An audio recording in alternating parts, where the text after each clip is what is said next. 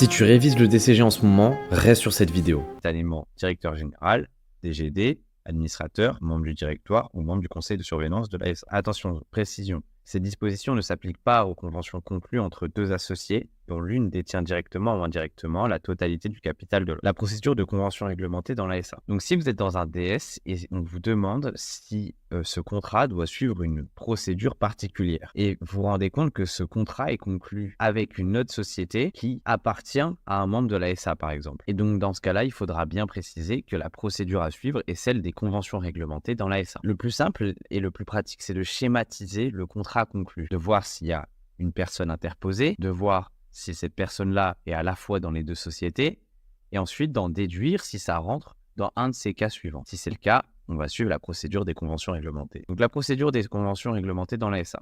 Tout d'abord, il y a une information du conseil d'administration ou du conseil de surveillance par l'intéressé. Ensuite, le conseil de surveillance ou le conseil d'administration doit autoriser l'administrateur